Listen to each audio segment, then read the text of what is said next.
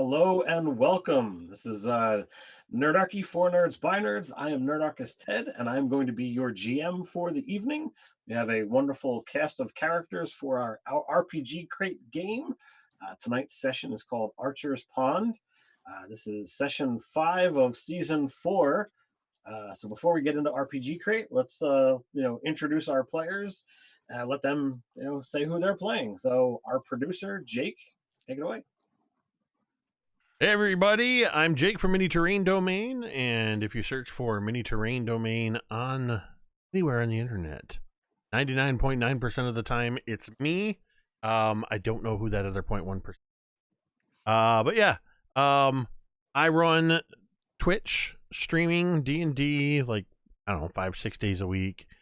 Starting to lose track. We run about 4 different D&D campaigns. But Thursday nights, I get to DM for Ted and V during our Dawnbringers campaign. And I also do crafting, product reviews, and got some cool stuff happening over on the YouTube channel. So, Since you mentioned V, we'll let her go next. Hi everyone, I'm V. I have the YouTube channel, The Crafting Muse, where I show you how to paint miniatures and make miniature terrain for your tabletop game needs. And you can also find me all over the socials, especially on the tweeters.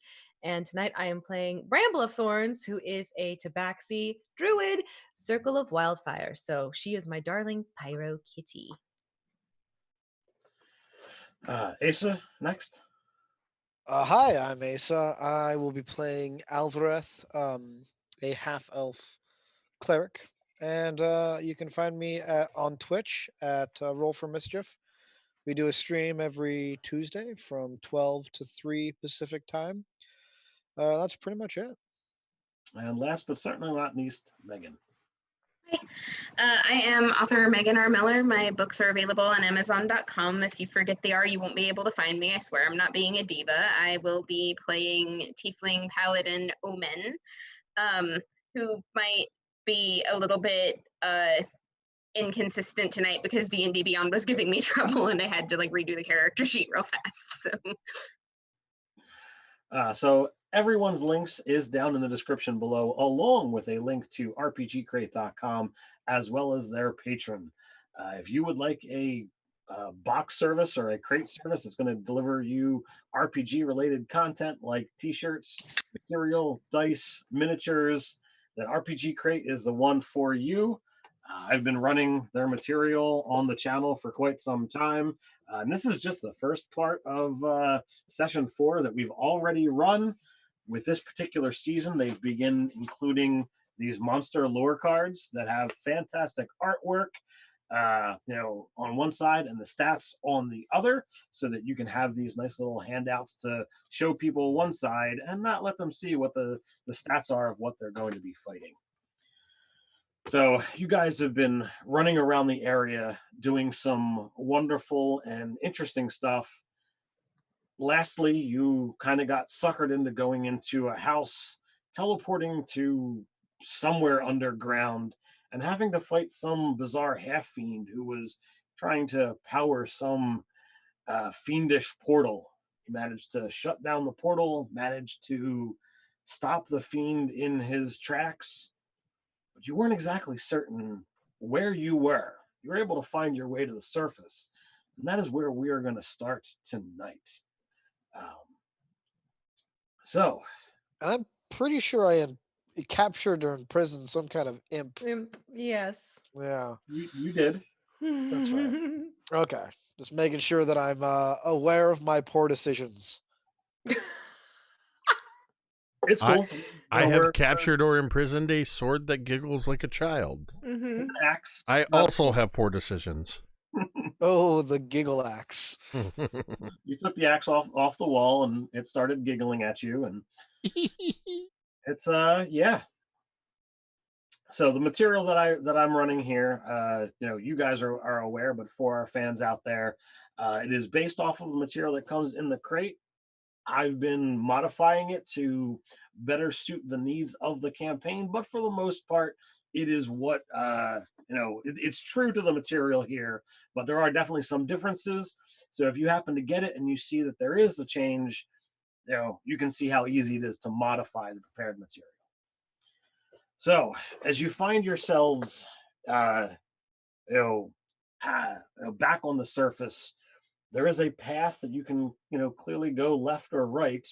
It looks like you're in a dense forest. Where do you prefer to go?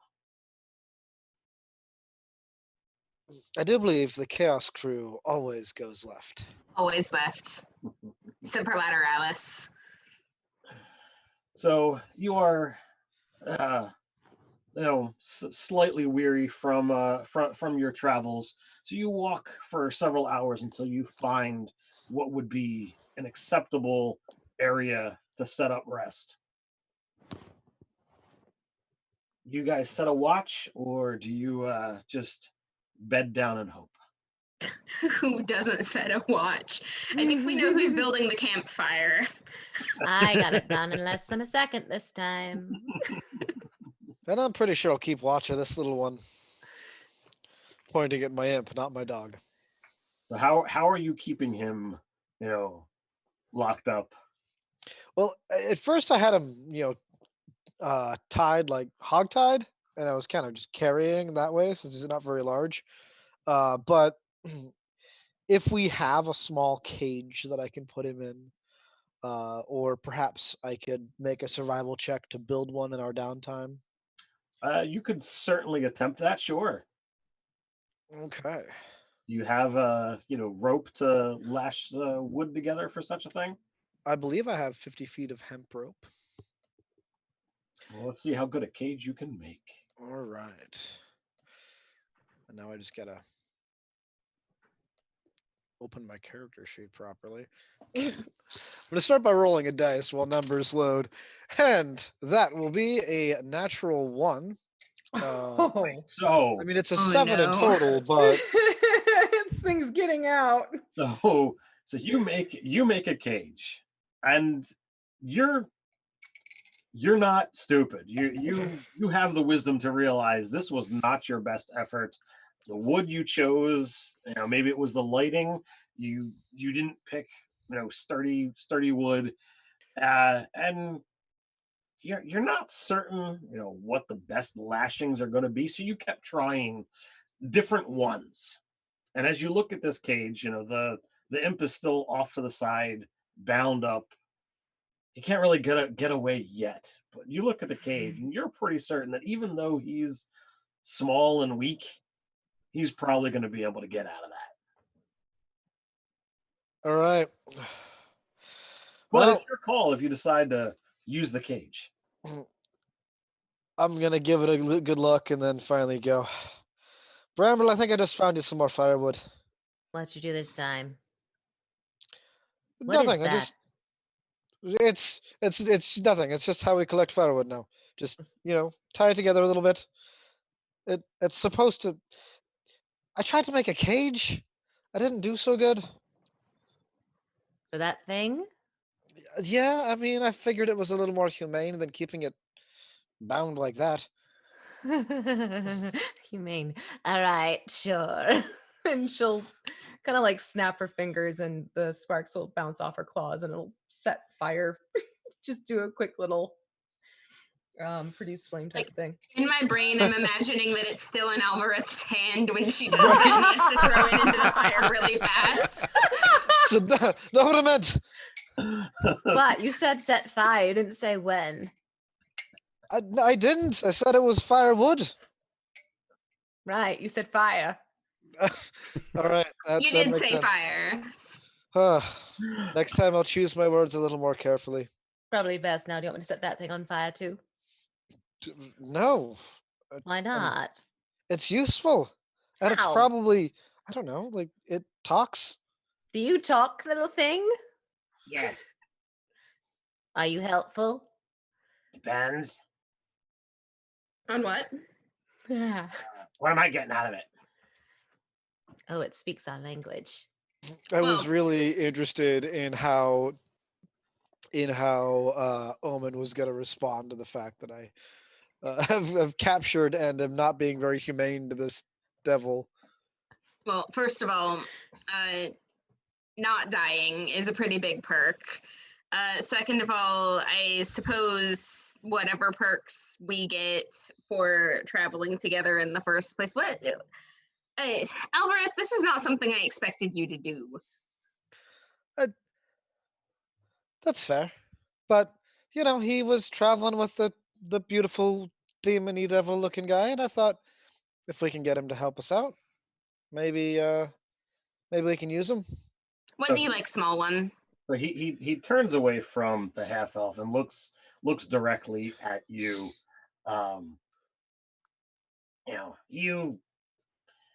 You're obviously the most upstanding here amongst this lot here. Heritage speaks very kindly of you, but I think you're forgetting something about the dying, not dying.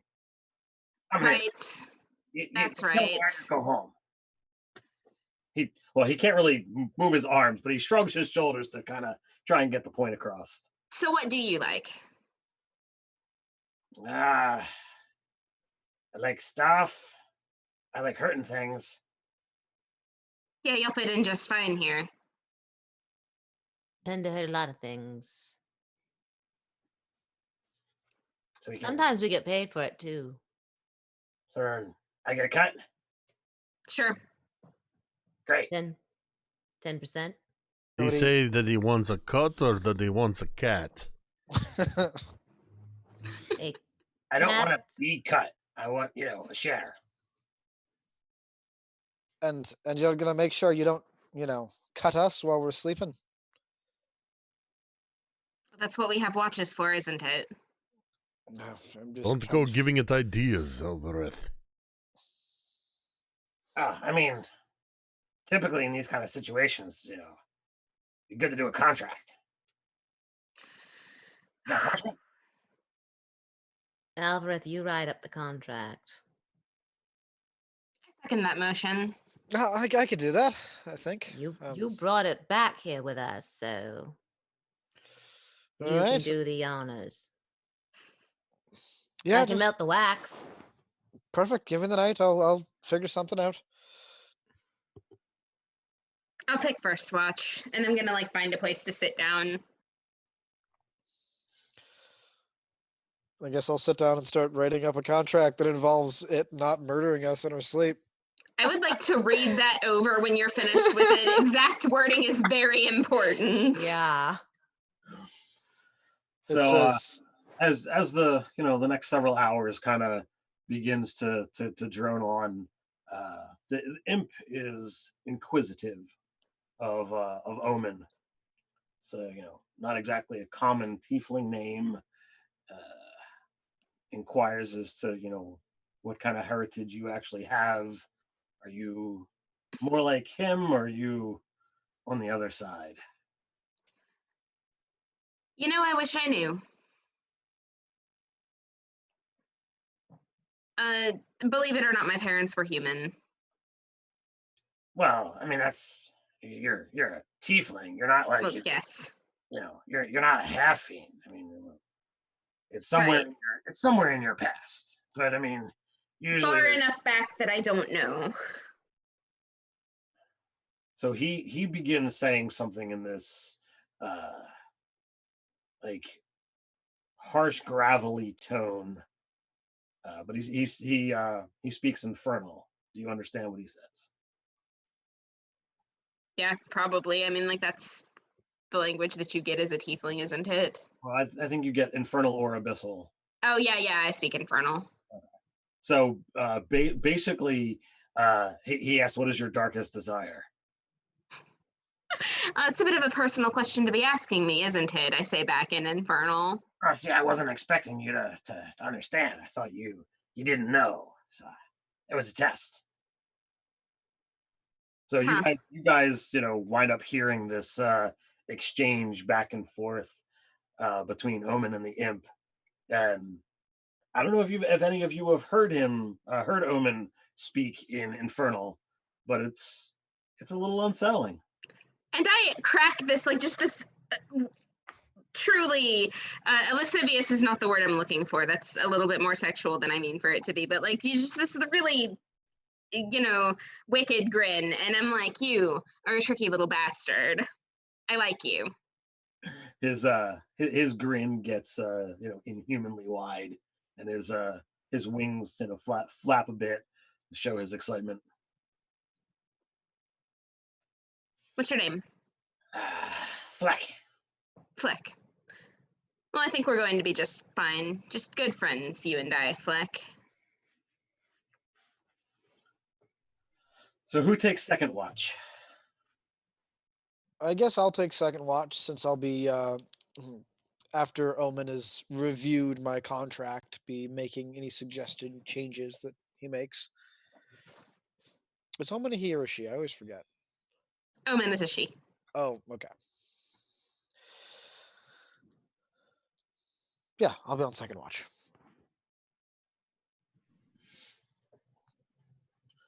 So as the night gets dark and the moon rises in full, everybody begins to settle down. The fire crackles. Rarick and Bramble, whether they're resting or sleeping, you're not quite certain. Omen has stopped having a conversation with the imp. You hear the wind through the leaves. You hear animal noises in the distance.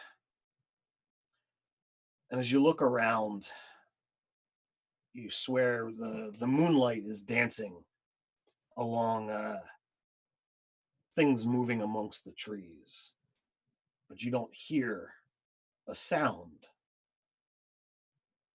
For a moment, you're taken aback of, oh well, is it a trick of the light, or is it legitimately something is out there?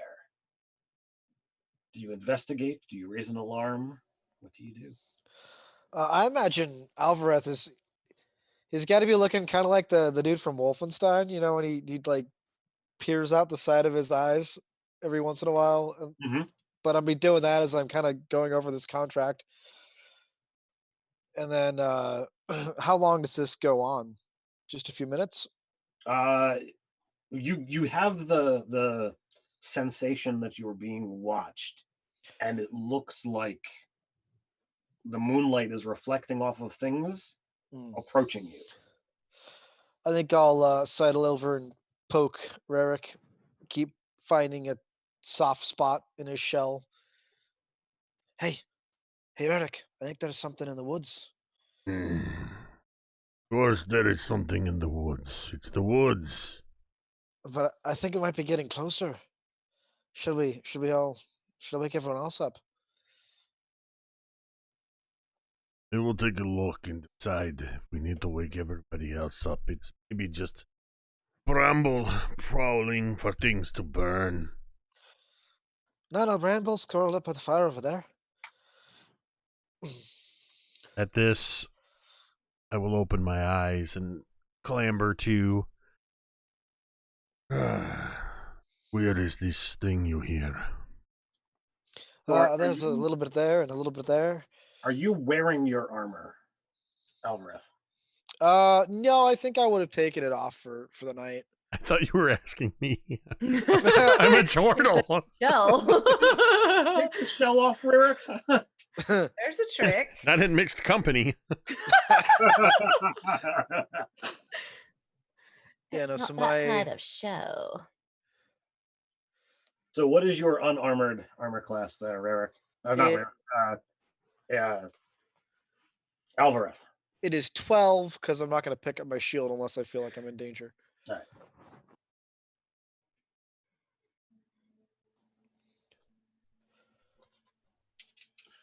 So you are quite startled when you hear this high-pitched whistling sound as an arrow catches you on the left shoulder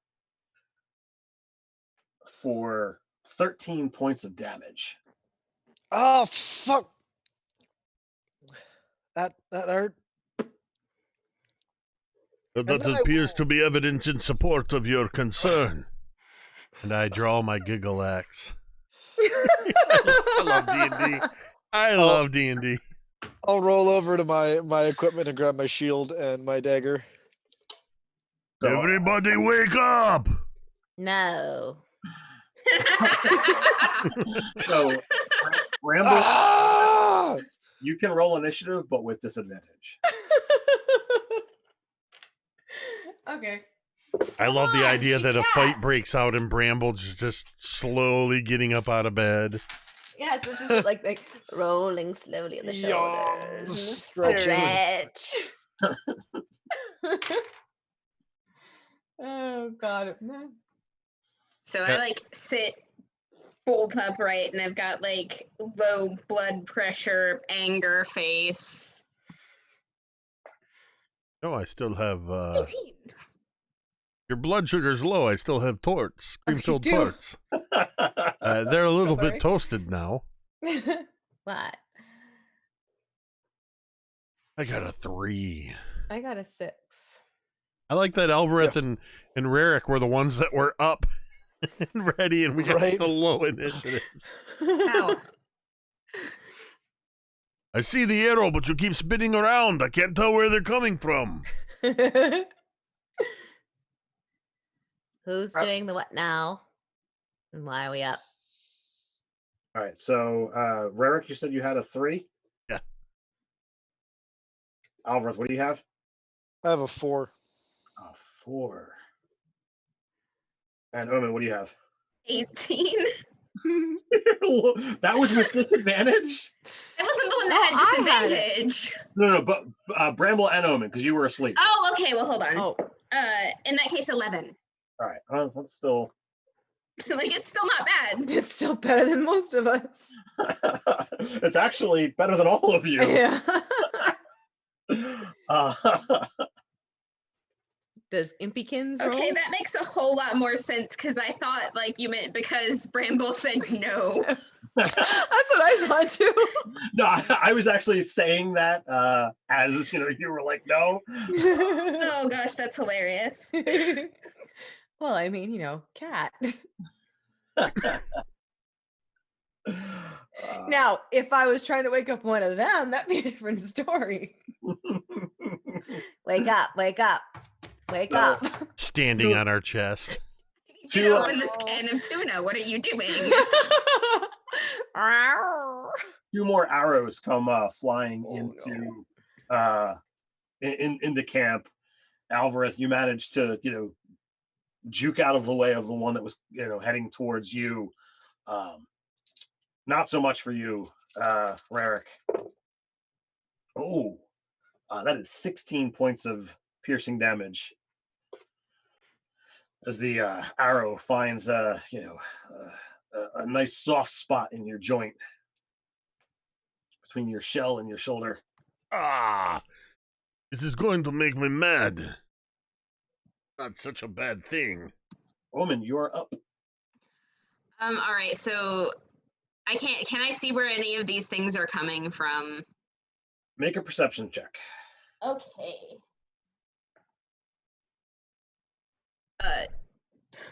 14. So as you look out in the woods, you see 2 humanoids wearing blacks and greens that are like standing next to a tree as they've just fired into camp. One to your left, one to your right, but like near them, you see this spectral form. Looks very similar to the humans with the bows, but you can see through them, and the moonlight, from above, like seems to be dancing through them. All right, so I'm gonna point out there, and there. Watch out, that one's a little bit wispy, and then I'm gonna like dump 13 points of lay on hands into Alvarez because I think Rarick can probably handle taking another hit better than Alvarez can. Yeah, I'm squishy. All of you are kind of squishy. Yeah. So do you remain, or do you approach any after you do that? I had to do it as an action. I will move though and get closer. Okay. Grab my shield on the way there. I'm not going to bother putting my breastplate on the way over, but Yeah, totally makes sense. Bramble. As soon as Omen's pointing out there, and there, Omen Bramble will narrow her eyes and just sort of glare and glower a little bit, and you hear a growl emerging from her throat and hit the one that's sort of in the center of them, of the way they're Well, situated. there's two to the left, two to the right, and they're not like They're not okay, so they're not as my mind pictured it. So then I'll take the one to the right, Okay. the first one. Are you going after a spectral form or a humanoid form? Spectral, darling. Okay. I'm going to use Firebolt. All right. And that is going to be a dirty 20 to hit. Easily makes contact. Lovely, lovely, lovely. And then that is going to be mathing. 13. Fire. Okay. It takes it. You can see that even though it's not completely corporeal, the fire still affected it. Well, they can burn. Did you stand up, or did you remain on the ground? Are you kidding me? She's just shooting from sitting cross-legged and just shooting things. All right. I just got woken up. 2, 3.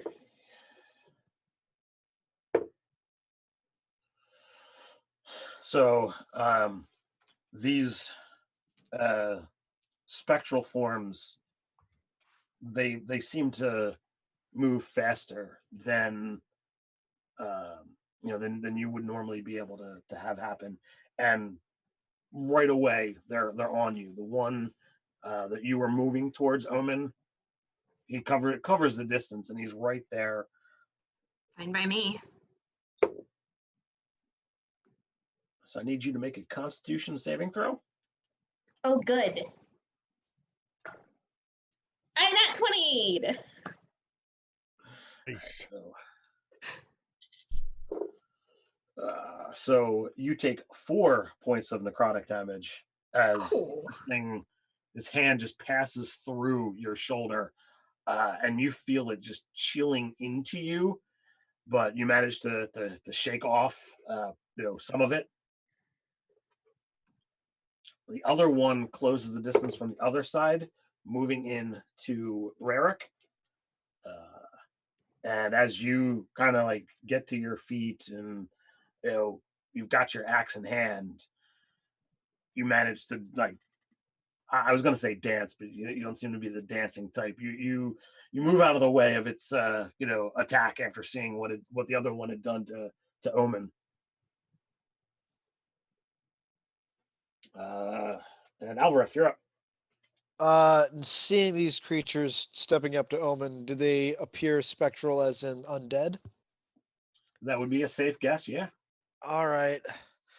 I'm going to cautiously, move forward with my shield raised, and then mutter something in a sacred prayer to my thundery gods, and arcs of energy will emanate from me as I turn undead towards these two spectral beings. I think I can only catch them in it. It's a DC 14 Wisdom save. All right, one fighting Omen, one fighting Rarick. What kind of hit dice can you dust? CR half. All right, they're more than that. Yep. I so just got my destroy undead, so it's not that strong. So the one on fighting Rarick seems to recoil at your divine proclamation. It's if it matters to anyone, these prayers are something I do in deep speech. Interesting. Yeah, I've been developing my character's religion a little more every time. Rarick, you're up. Unless you Getting had something else to do, Alvarez. No, that was it. Move forward and turn undead. getting hit with this arrow and then getting hit by this other thing. I'm sort of spinning to and fro, and you can see Rick just getting angrier and angrier. All right, I've had enough of this. And I'm going to bonus action rage, and I'm going to first one that I'm engaged with. The first attack is going to be reckless. Okay.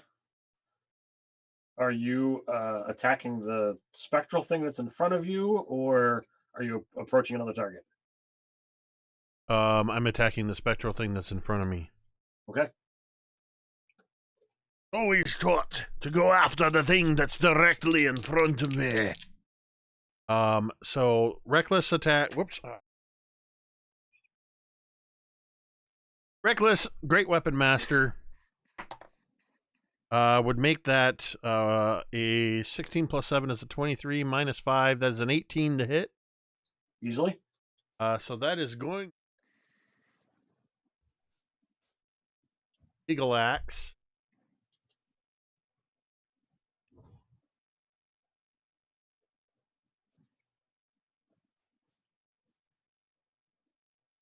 Wait. Great weapon, man. The axe gives you the ability to reroll your die. That's right. Sorry, this character sheet. That on there. I'll trust your word on it. Because I rolled a 1. I thought that was a great weapon master thing. No, Great Weapon Masters allows you to to sack out. I created the axe, so I know what powers it has. I'm not arguing. I'm re-rolling that 1, and it is instead a 4 plus 4. So that's an 8. Plus the 10. That makes it an 18. 18 damage. All right. And then the second attack All right. is also going to be a great weapon master. That is going to be, let's see. That's a 14. Does. Oh. Right. So that will be a 7. 21. 21 damage.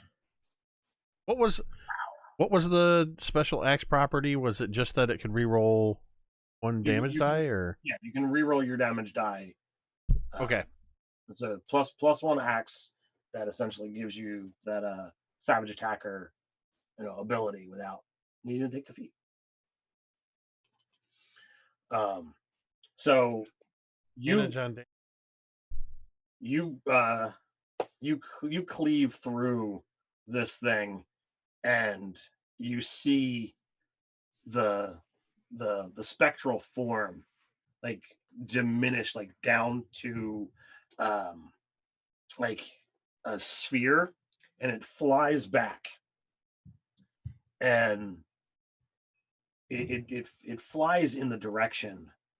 None of you saw this thing moving, but you see it right as it's moving into the camp, and actually heading towards Alvarez.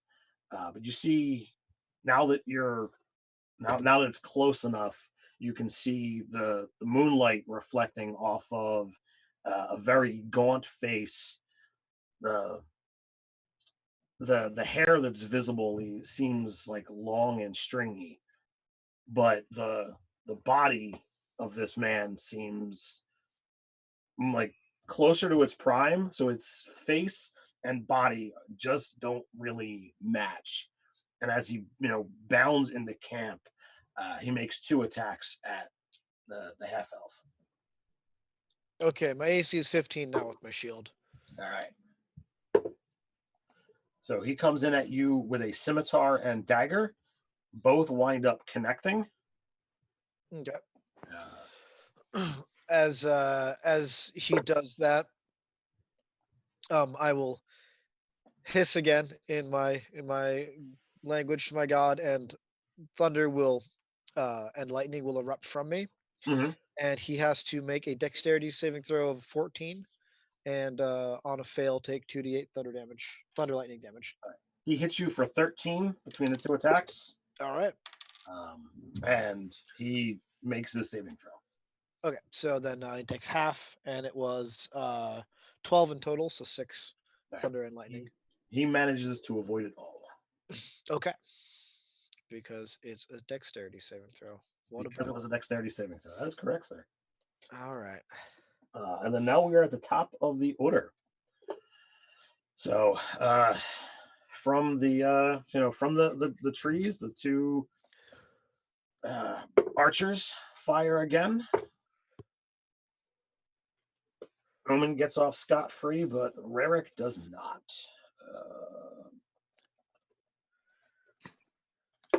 So Rarick, you are going to take 6, so halved becomes 3.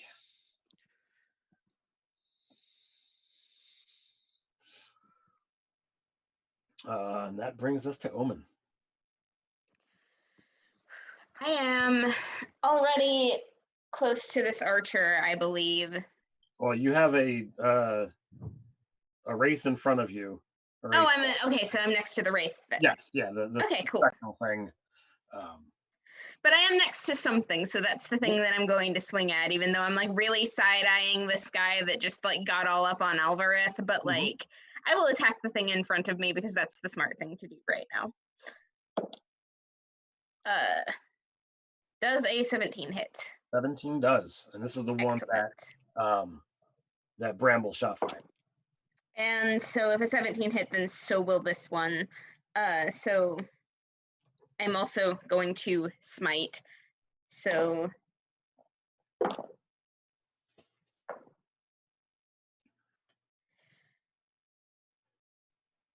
that's going to be 18 damage. 18 damage. So yes, the second wraith or second spectral creature, vanishes and it goes into an orb, and then like flies at quick speed towards the newly arrived combatant, and it looks like it goes into the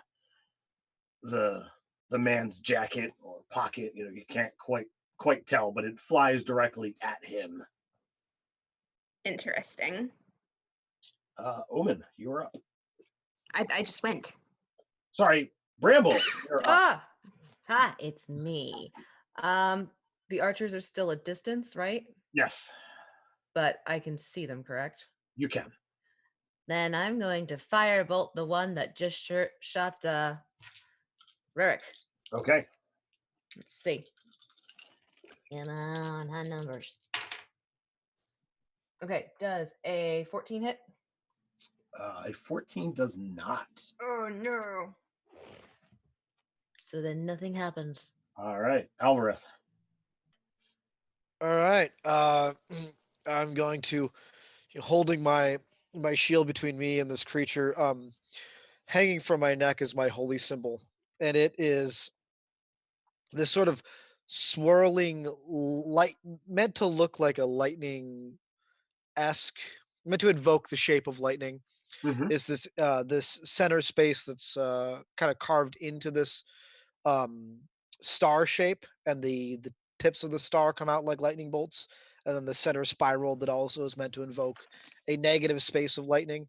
That's my holy symbol, and I kind of expose that, and as I do, the wind around me begins to pick up into a cloud and a bit of a storm that starts to cover a large radius. And it does say a 60-foot radius is where the storm actually comes in, about 10 feet above us all. And I'm going to pick a point that's going to not catch me, and hopefully not, Rarick in the blast, and call a lightning bolt down to hit the creature that's in front of me. Okay. I'm assuming I'm only going to be able to hit one creature in the lightning blast because it's a 5 foot from the point. But he has to make a DC 14 dexterity save to avoid the lightning bolt. And he does. Okay, and it's dexterity, so he takes nothing on half. Indeed. Okay, and I believe on each turn I get to call down another bolt of lightning. Yep. So yeah, that is pretty much my turn. All right.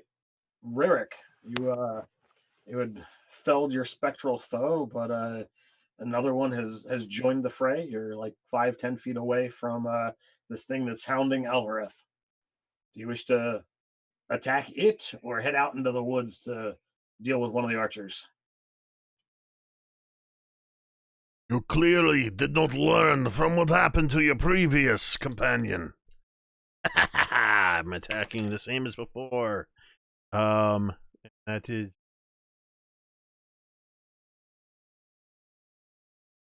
So who are you going after? Spectral one. The spectral one is gone. Oh, I thought you said there was another one. The new thing that showed up is corporal, but it's not spectral. But the spectral thing went into it. Oh well, I'm still going after whatever's closer. So I guess that thing. Right. Yeah, that would be him. Right. Yeah, I'm not one to go chasing after things when there's things clearly in front of me. Understood. I just gotta check.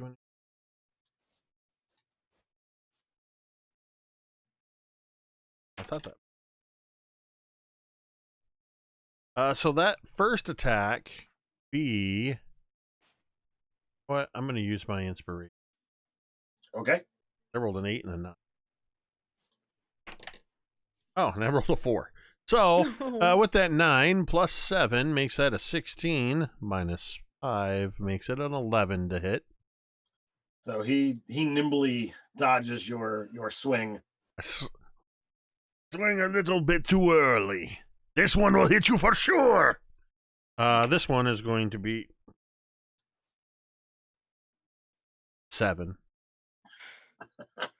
I imagine as I run forward, we're sort of at the edge of where these trees are, and I just swing this axe around and slam it into the tree.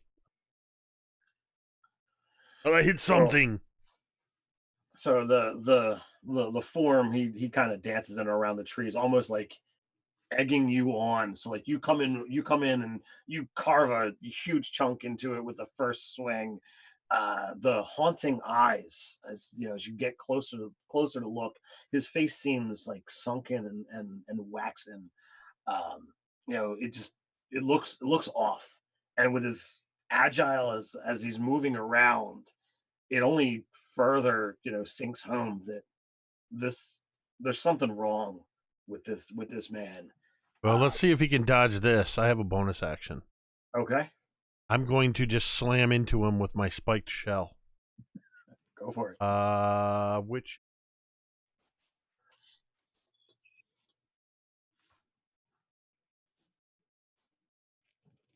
with your armor. You need to time out your dice. I don't let go of the axe, so when I spin to try to hit him with the spiked shell, I stop short with a critical fail. So you come in, and there's even though you're in this rage, you lock eyes with him, and like you just stop. His eyes seem to bore into you, and the spectral things, the things that weren't there, you were able to hit and destroy without any problem whatsoever. But this thing that's real and alive in front of you, it just seems to have danced through everything that you guys have thrown so far. So, all right. Archers are up. There's another shot at Omen.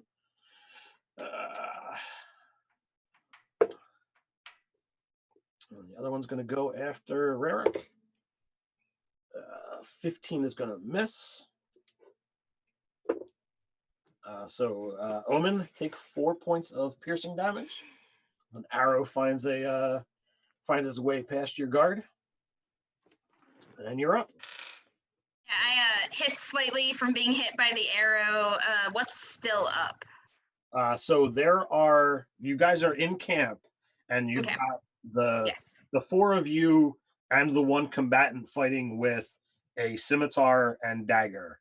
And then to either side, 30 feet out, there are two archers. All three of those targets are undamaged.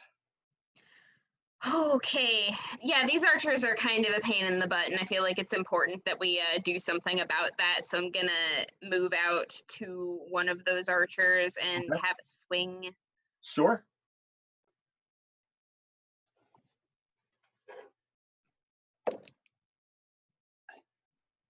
Okay, so that's first attack for 18 to hit, and then the second one's definitely not gonna hit.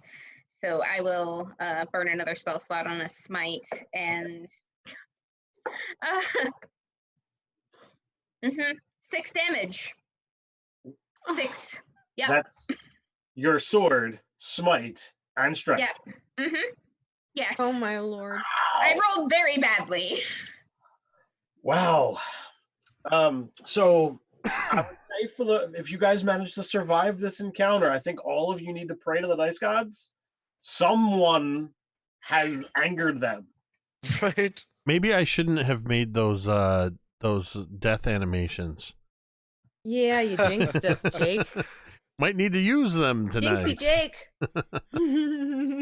Oh, all right. Like, to be fair, this is the first time all night that I've like done really poorly at anything, so I think it was coming to me, but Oh. It's all right. I'm used to it. Bramble, you're up. I'm tired. They woke me up early. I'm not happy with them at all. So I'm going to Scorching Ray them. So it's 3 rays, and each ray, I can hurl them at several targets. So they're each going to theoretically get a ray. Okay. So we shall see.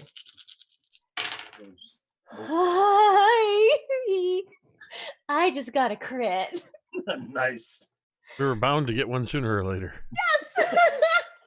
So how do we want to do the raise then for damage? Did you just drop 3 dice? I just, because it's 2d6 for each ray, so I just rolled 6 dice. 6d6. Oh well, you Does it matter said with you're spells? going one at each. Yeah. So okay. So then Why don't you target 1 is the one that Omen is fighting. okay. What do you have as an attack roll for that one? Okay. So then that one is going to be 10. 10 to hit. No, 10 fire damage because I got the crit roll. Oh, okay. So all right. So that's 10 damage. Okay. There's the archer that's by himself that no one has gone yet. Okay. So then he's going to take 6 damage. All right. And then the one that Alvarez is fighting. That's going to be 7 damage. And that's fire. Okay. Just in case we need to clarify, it's fire. I think everything you do is fire. Pretty much. I have a couple that aren't fire based, but Is that all you got? that is all I have. Yes.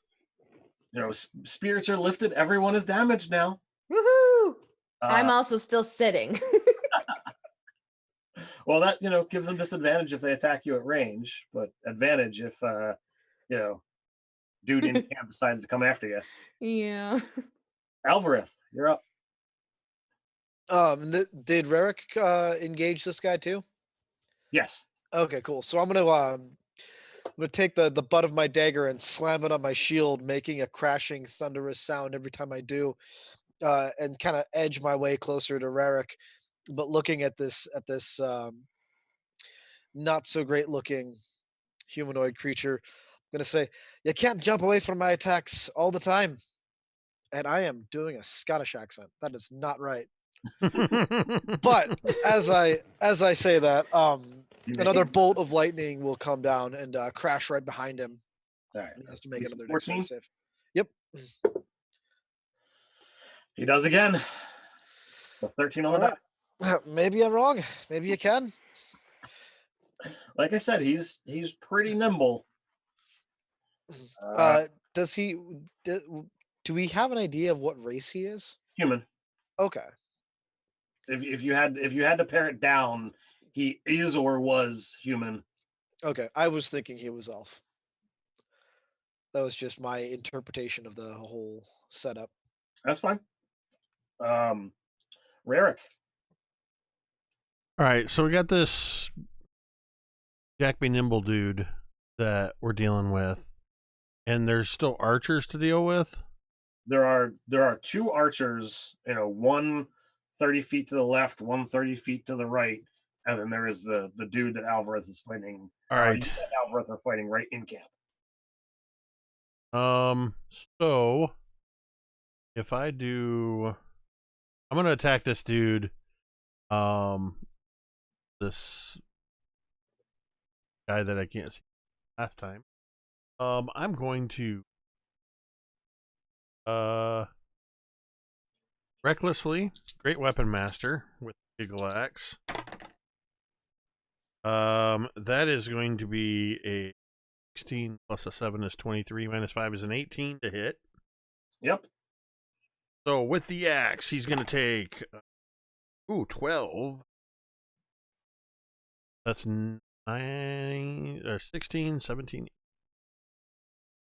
28 points slashing. And then as I am withdrawing the axe from him, I'm just going to let go with one hand, reach back, grab a javelin, spin, and throw it at one of the archers. Sure. Are you going towards the one that Omen is fighting, or the one that does not have an ally next to it? Is that one 30 feet away? Yes.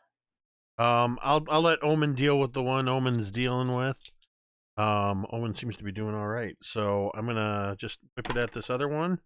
For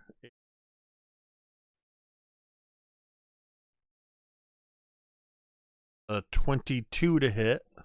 Does? That one is gonna take. That is gonna take 8 points of piercing damage. All right. It kind of like grunts and absorbs some of the impact, but it's still stunning. I want that back.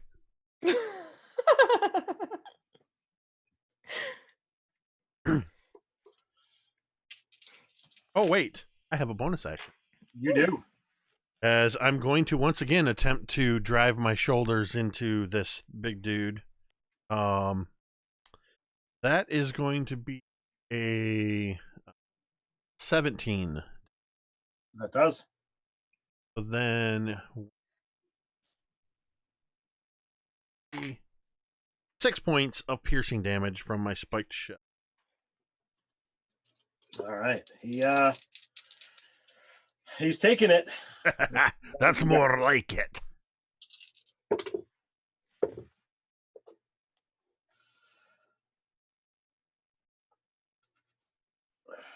So 13 hit you, Alvarez? No, 15 is my AC right now. All right. So he comes in at you with the dagger, and you fully block it with the shield, but it leaves you open for the scimitar attack. Okay. For 8 points of damage. All right. And once again, lightning and thunder will kind of reverberate from me, and he's got to make that dexterity saving throw. As an 11, does not manage to get out of the way this time. He takes 9 lightning thunder damage. All right. Across the 50 points of damage threshold on this dude. Me too. So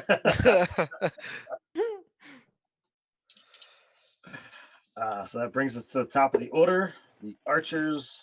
It's a 14 to hit Omen. Is that going to miss? Okay, so I'm not wearing my armor, but I do have my shield, so my AC would be 13 right now, so no, I get hit. All right. So that is going to be 5 points of damage to you. Rarick, that is a 21 to hit, as another arrow comes in for 8 points, rounded down to 4. Are you Pullman, getting tired? Your arrows don't hurt me as much.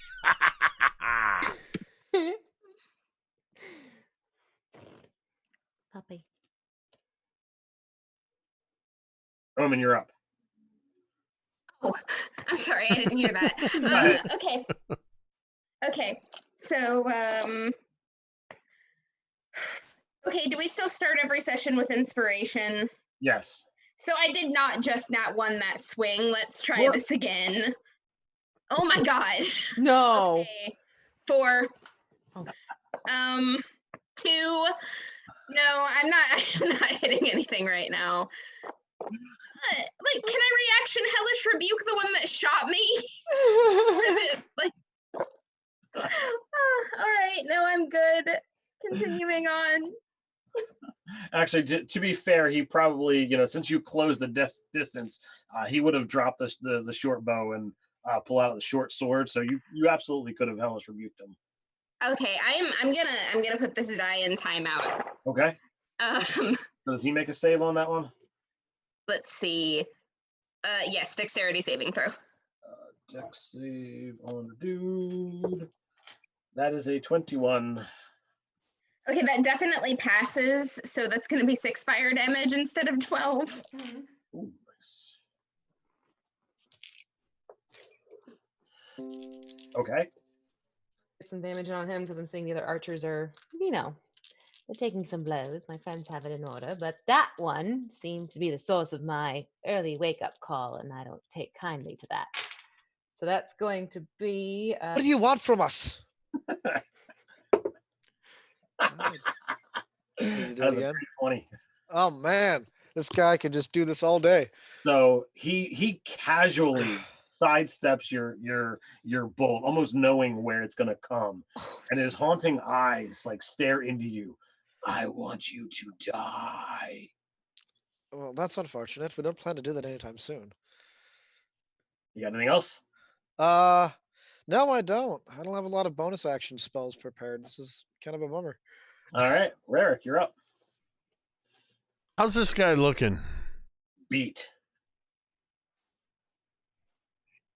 Right? Then he looks like he could stand some more beating. Reckless. Great weapon master. That is a 25 minus 30-20. 30-20 hits. That's going to be +4 is 12, 22 to hit. So what does this attack look like? 22 damage. So I've just come off of, on the last attack, I had kind of shouldered into him with the spikes. Mm-hmm. And in between, I've just been giving my giggle axe a nice sort of a overly exaggerated swing around. And then I just bring it up and across shoulder to hip, slashing downward. So do you just cut him open, or do you literally split him in half? It's not a crit, so I think I just kind of split him open across the front. So in full dwarven style, you're used to. It's where you were trained to fight. As your axe buries deep, the wound opens viciously. You're expecting to be coated in far more blood than you are. But he falls over. The blood that's on you seems almost syrupy. It's not sliding off the axe as you would expect it would. As the dude falls over, the look on the two archers faces tends to change. But it is still your turn. Well, you go ahead and keep having that changed look as I throw another javelin. Actually, he's 30 feet away from me. Mm-hmm. Got 40 feet of movement through the javelin. He's going to just see a big old turtle come charging at him with this bloody giggling axe. So your first strike is going to be an advantage. My what? Your first strike is going to be an advantage. So that would be a 18 minus 5. 13 total. Yes. All right, 13 misses. I was a little too eager swinging as I came charging at him. But I'm going to continue that momentum and bonus action shell slam him. No, I'm not. That's a 12 with the shell slam. The tree that he was kind of using as cover, you just kind of barrel into, and birds that were asleep go sailing away. Leaves and some other detritus that was shaken loose by your massive charge and collision comes raining down on the two of you. If that was you, you would have been on the ground. Next time. So, Omen, you're fighting one of the archers, Yes. and he kind of like looks past you. I don't know how much you're paying attention to everything that's going on, but he like definitely has a change in his visage. Come over him, and he disengages and just turns and runs. Do I get an attack of opportunity? He disengages. No. Oh, you're right. Boo. Okay. Well, he's running. The other one, he's kind of shaken by the turtle's charge. I want you to go ahead and make an intimidation check to see whether he's going to run or whether he is frozen in place. Let's see.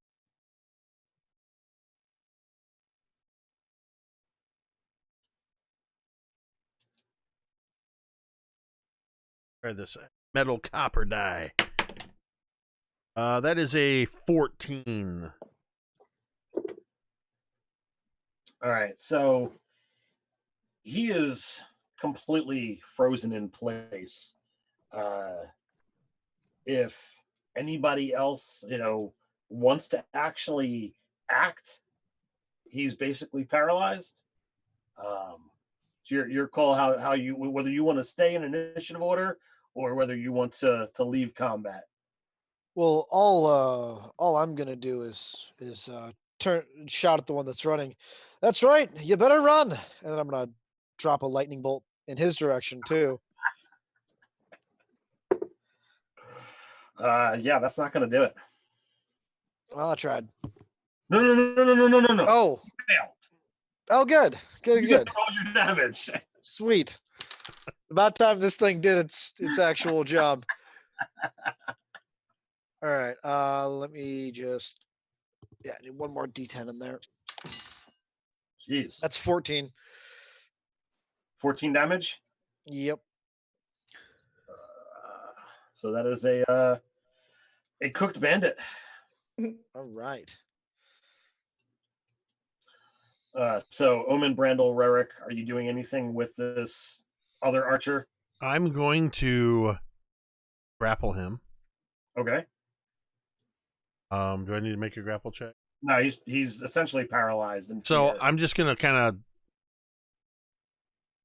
of maneuver so that I'm kind of behind him with the axe, the handle of this great axe, kind of pressing against his throat as I look at the others while I'm still in a rage.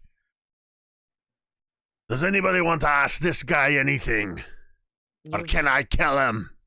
Well, maybe a couple questions here or there might be helpful. And I'll finally stand up and walk over. So, Oh my God, has Rambo been on the ground this whole time? Love it. Such a cat. It really depends. Is this his arrow coming out of my shoulder? so I see, Rerick, he kind of like, looming over this this archer, this bandit, call him what you will. You kind of take one hand and just like shake it to make him drop the bow that he's holding. and then just kind of like spin him around and pull the axe across his throat, and then address your companions. All right, tall, dark, and annoying. And I'm gonna take one of my claws and like pop them out, and I'm gonna press it right here on the chin. Look at me when I ask you questions. Got it? So you kind of like shake him out of whatever Rarick had done. He kind of looks over at the body that Rarick split open, and then he looks at you. What do you want to know? Who was that? That was Mitchell. What's his profession of choice? I guess you could say bandit. And what is he really doing? Looking to power the stone. Which stone? Got one in his pocket. Alfred's gonna go over there. I was gonna say, who's checking the pocket? Damn me, this stone. So who goes in and touches the stone? That'd be me. All right. No. Oh no. Oh no. Anytime the DM goes, who touches it? So as you reach into this pocket, you find a stone about yay big, 4-ish inches across. It feels like stone. It's it's nighttime. It's very cool to the touch, but in the moonlight, it looks like almost opaline. The colors shimmer and move across it. And as you reach in and grasp it, a chill kind of crawls up your spine, and like almost like someone is holding the back of your skull. You feel just this cold presence, and you hear a gravelly voice. Only you, though, Alvarez. It looks like I have another puppet. Oh, I don't like this at all. What is it?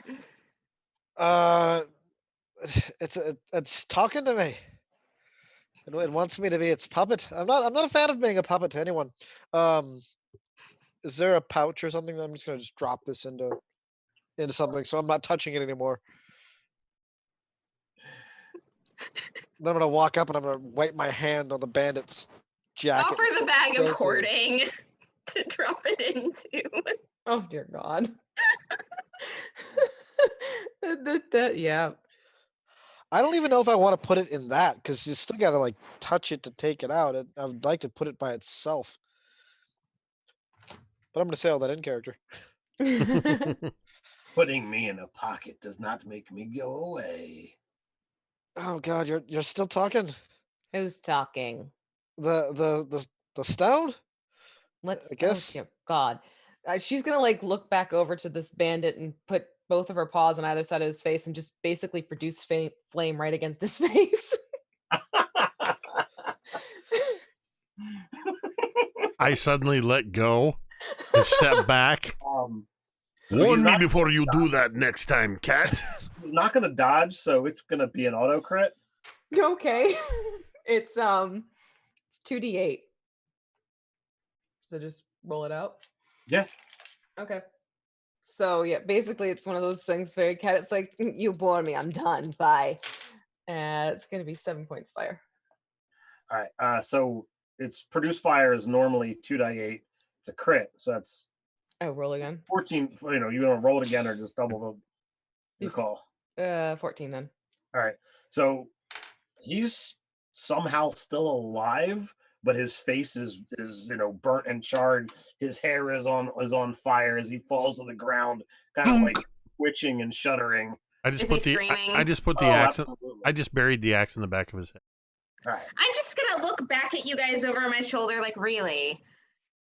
What? He gave something bad to Alvarez. Well, I mean, yes, but It was You know what okay. he It said, was now it's fine. it was He okay a minute shooting ago. at everybody. A minute ago, it was No. okay. Now it's not No, okay to kill him. I don't have a problem with you killing him. I have a problem with the fact that it took so long. Ah, it is a matter of technique. Go to work Well, on I this. finally woke up. So, Stone, what is it that you want from me? Bramble, you see this, right? Bodies. Everett I is see talking it. to a rock. Yes, it seems the rock likes to talk back. So you So pull. he has a pet rock. You pull the stone out of out of your pocket, and you can feel the like things moving within, and you feel compelled. Give me a wisdom saving throw. Ooh, I don't like it. It makes me feel dirty. That is a 18. 18. So you hold the stone up, and you feel as if someone just reaches out and grabs your arm and pulls you towards um, the archer that your companions just kind of burned and cut apart. You know, like it wants you to put the stone on the You're body. so bad. You, I'm you gonna like, but you feel the tugging and the desire, no. We'll have none of that now. but it could be yours. You you saw the the minions that Mitchell could command. They're still here. You could have more. That's assuming that I want those. I tried to make them all run away. What's the stone telling you, Alvarez? It's telling me that I could summon minions to serve me. Spirits like the one that Mitchell here had cast. You can barely take care of an imp. You really want minions? Oh, the imp. You little guy? What do you know about one of these? So the imp is actually sitting up in one of the trees, and I was trying not to cross, too many things. But Bramble, you would have heard him kind of like, snickering and laughing at all of this that's kind of going on. But he was definitely sitting out of this particular fight, but he definitely enjoyed it.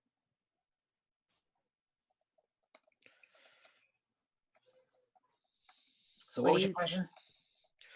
What do you know about this talking stone? Um, you might be a little off your rocker. Stones don't talk. Uh, I agree, but this one seems to be trying to talk in my head, making me promises, telling me it wants me to be its puppet, but also telling me that I could have minions of my own. Well, Alvarez, if you want to be somebody's puppet, I think I'd do a better job. I mean, if I was going to let anyone puppet me, And I smile and lean against a tree, and then I'm like, okay, but seriously, it seems like this rock is bad news. yeah. So, Rock, I'm gonna put you back in my rock pocket, and just be quiet down there. I don't really want to hear you whispering no more. Ted, are you muted? No? Can you hear me? Yes. Yeah. Telling me what you don't want is easily a key to helping control you. Right. And with that, I'm gonna go ahead and just stop talking to the rock, but I kind of want to cast augury. I never know how to say that spell. Augury. Yeah, I kind of want to just like reach out to my god and just ask if I should keep this thing. So how do you go about setting up this ritual? Um, well, I believe it is dice or oh damn it, I just had it pulled up too. Sorry. And what are the rest of you doing as he decides that he just stops talking to all of you and starts beginning to pull out, some candles and some, ritual components to begin casting this complex spell? I'll drag the two bodies together and set them on fire. I don't want to risk him trying to do something with the stone. Ooh, I There, like there I were like three the bodies, if you want There's to. three. Oh, that's right. So we're just gonna make a nice little, burning bundle of, baddies. Burning bundle of baddies. Got it. Did you check their pockets before you I'm let not them? checking in. No, I'm not checking pockets. Look what Oh, hold happened to on. him. Let me just. And I'll check their pockets. Like, Leave the corpses. raises the paws, like, nope. I'll burn him, but I'm not gonna. Besides the studded leather armor, the short sword and the bow that each Which of are them, all going into the bag of hoarding. they didn't really have much. They only had a few silver each. Um, the central guy, he had studded leather. He had the scimitar and the dagger. Um, while they look nicely made, they don't appear exceptional. But if you want to take everything, it's Yeah, it's stuff. all right. Omen's so going to be that little old lady on Hoarders where it's like you can't even walk down the hallway without like some weird maneuvers. Well, yeah, that's exactly what happened to my uncle. I've watched those shows. It's kind of scary. Mm-hmm. All right, so Alvarez, do you have the information? So I've been spending all this time pulling out this like flat wooden surface that I spend time just making sure is perfectly level. Got a little scale that I just use to weight it properly. And then I take out two kind of thick metal coins. And I just spin them, and they seem to be like magnetically inclined to one another. But Okay. if they both land face up, it's woe, and if they both land, or it's well, and if they both land face down, it's woe, and if they land one face up, one face down, it's well and woe, and if they just stay on their sides, it's nothing. Okay. And I give them both a spin until they finally go through their full cycle and then land how they're going to land. All right. So what is your question? My question is, what will come of this stone? Or if it needs to be a yes or no question, should I keep this stone? So tell me about your faith. So Is it generally like good, neutral, not? it's a little more neutral. It's kind of an outer god. It's the Black Storm, Okay. and it's a being that exists like in the what is the space of D&D again? Why can't I think of what it's called? The Astral Sea. Okay. And it's essentially akin to an old god in Cthulhu mythos, with a little more of a neutral vibe towards how it feels about mortals. All right. So then the coins are one up, one down. Okay. Interesting. Well, that's enough for me to trust and hold on to it long enough to see what my god can make use of it for. I'll pick up my coins and quickly clean up my ritual and go, well, that was enlightening.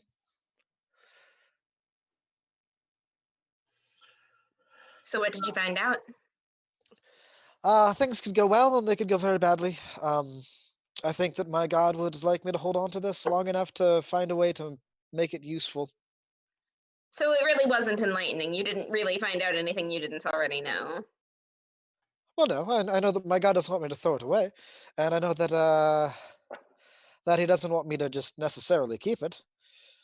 Just in the middle somewhere. Give it to So the imp. Oh, he hasn't even signed a contract yet. Give it to the imp. Oh, hold on, my god is See, calling that me now. stone's already done. Stone is already reaching out to you. That's persistent. Now, here's the thing. if we give it to the imp and he hasn't signed that contract, he can actually use it to summon more ghosts for us to have to fight. And I'm not. I really want to sleep before I do any more ghost punching.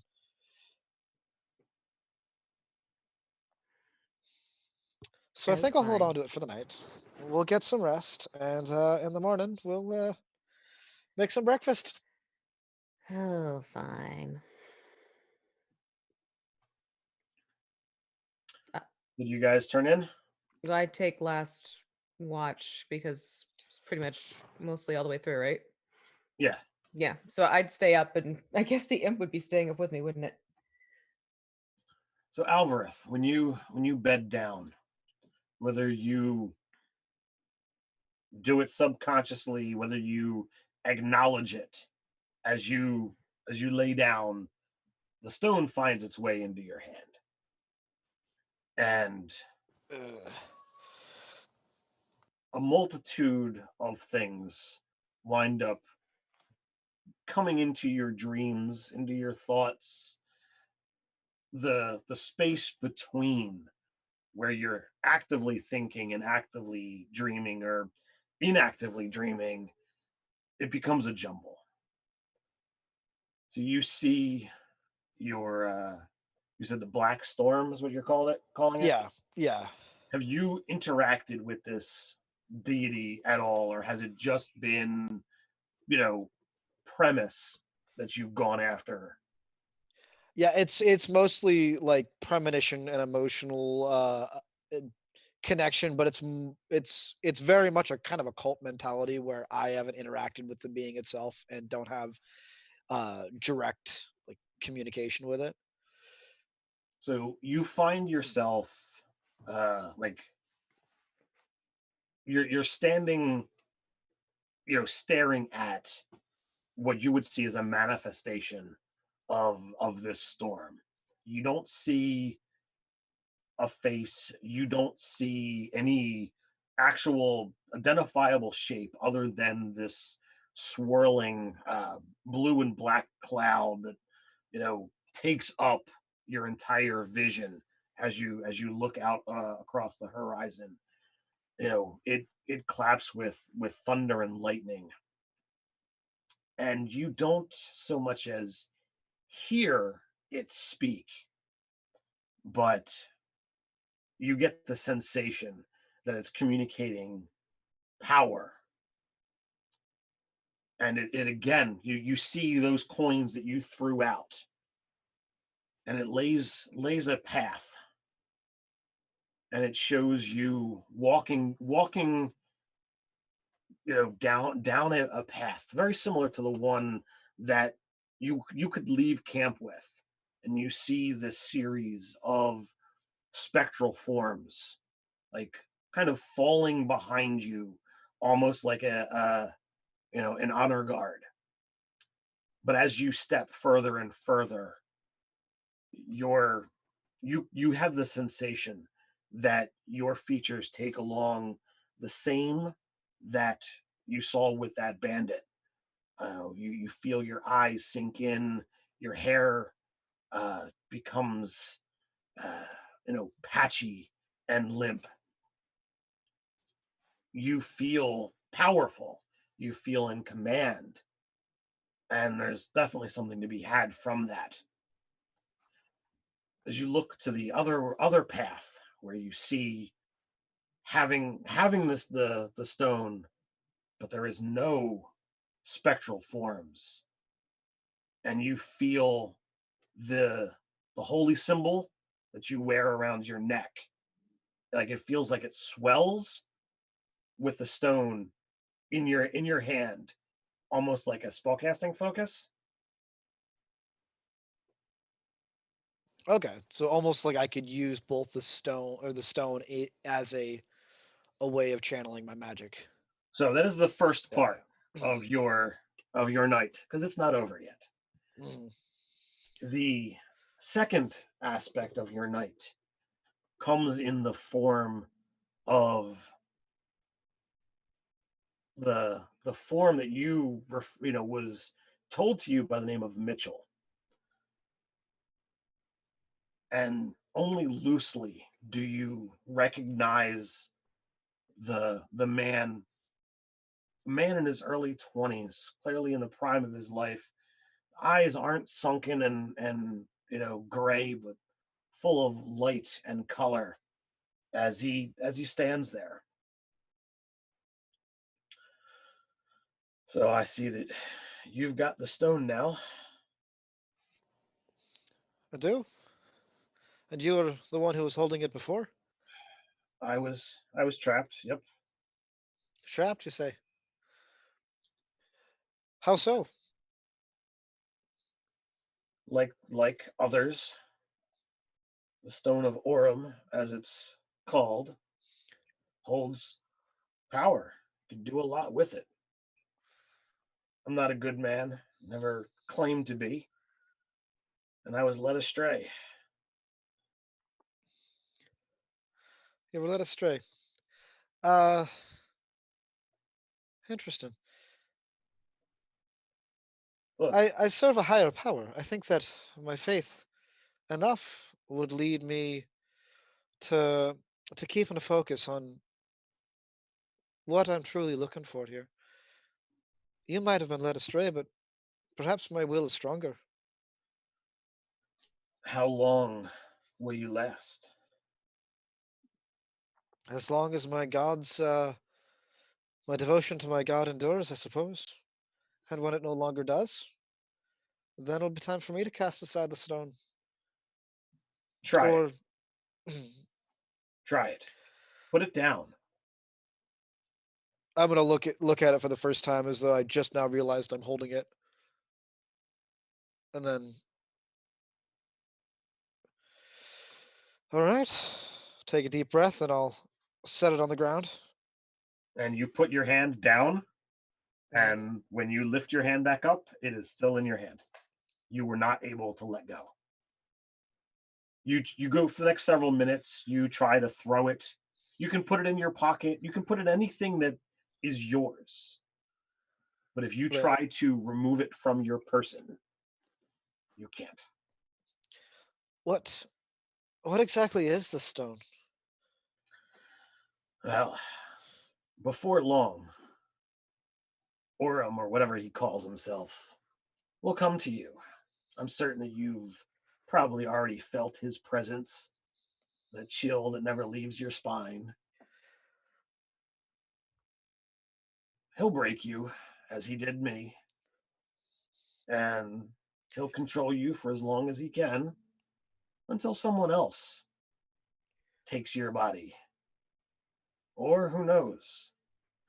Maybe he'll take you back to his lair and make you his own, and you will be nothing more than his spirit to call. Is there any way of destroying this Aurum Aura stone? Well, if you take it back to his temple, I found some information that I couldn't use. I don't have any powers of what's the word they used?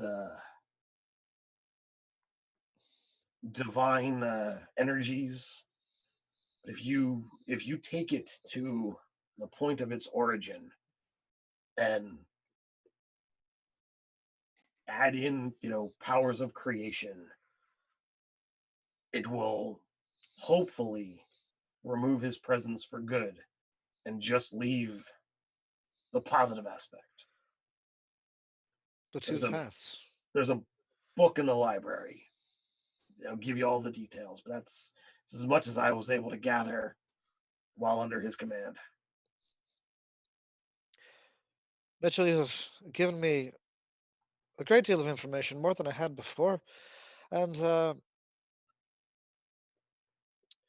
I don't fancy being anyone's puppet, so I'll do what I can to destroy this power, and I hope that you can find rest. Hopefully, in death, you no longer hold sway over your soul. So he begins kind of scrawling on the ground. Makes a circle. Puts little carrots to represent the the tents that you guys have. and he shows several winding trails throughout the area, and it gives you a rough estimation of where he is guiding you towards. Okay. To not the temple. What? You called it a temple, yeah. Oh, he took. Okay, yeah, to the temple. That Orm So is residing in. the thing to remember is you're not going to see it once you get there. It's beneath the pond. Beneath the pond. And as he says this, like his in this dreamscape, in this dream, that everything seems to feel real. He's as solid as if the two of you were standing in camp. Just he looks hale and whole, much healthier than he had looked when you actually were fighting him. But he visibly, like his whole entire body begins like vibrating and shaking, and as he does so, he becomes less and less corporal, less and less visible, and in his place, a tall, gaunt, stringy-haired man, um, wearing robes that seem to be like striped black and white. You can attempt to get to the temple, but do you really think I will allow you to destroy my stone? And you feel the cold intensify. Every single bone in your body seems to be chilled. And as you wake, you feel all of this bone chilling cold, but it also feels like you were slapped awake.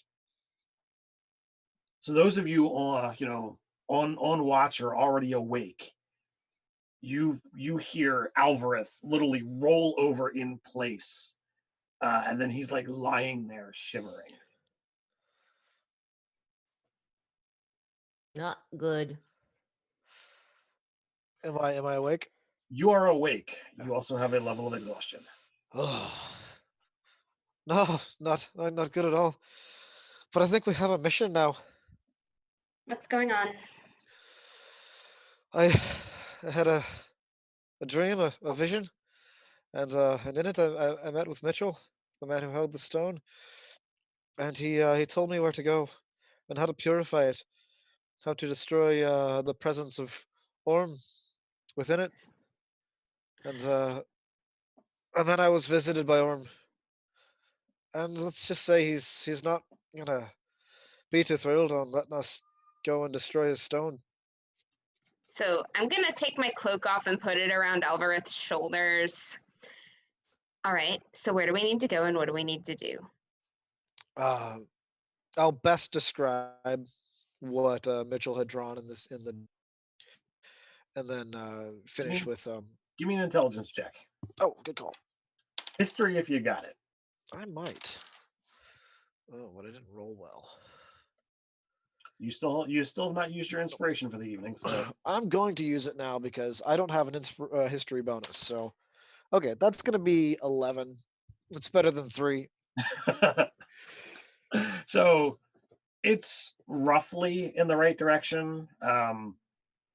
You think that Mitchell probably gave you more distances and maybe a couple of landmarks, but you have all right, well, we were here and it's kind of a northwesterly direction. So if I just kind of go that way, we should find a pond. And I'm gonna just kind of blame the influence of it is Orm, right? As you think about the name, you hear ringing through your skull, Ormthal. Ormthal. I'm gonna mentally blame him for my inability to recall all of Mitchell's directions. It'll be in the pond, is what Mitchell said. We won't be able to see it. Pond. Yes, with lots of water, I'm sure. Well, it is a pond. That's sort of a redundancy. That shouldn't be a problem for me. This is true. I'm clutching the robe that Omen gave me around me, but still shivering. Can I like produce flame, not burning him, but more for like the warmth? You can absolutely do that, um, but it does not seem to stop his shivering. Whatever this thing is, whatever it thinks it's doing, it is very wrong, and we're about to show it how wrong it is.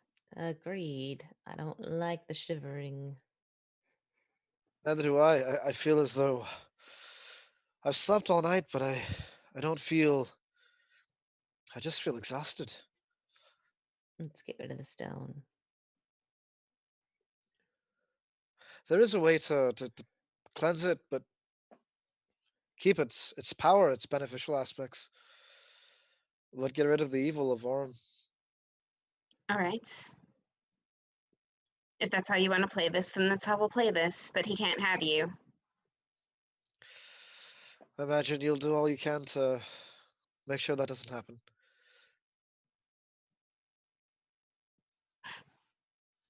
And I will just like do the little snort and then find a place to sit at the encampment because Omen is bad at like feels things.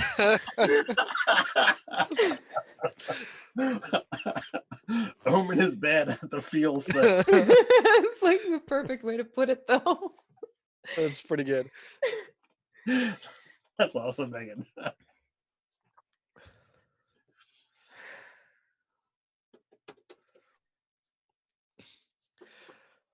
So, do we know where the pond is? Oh yes, Sort of. we'd roughly go in this direction, and I think I did the describing in not great detail the general direction we should go in. So, who is going to lead? Who's going to make that survival check? It will not be I me. probably. I mean, I'm- we're in a forest, right? Yes. I think that. Did I? Hold I'm on. very good at discerning direction, figuring things out. The dwarves So taught am me I. a lot. As am I.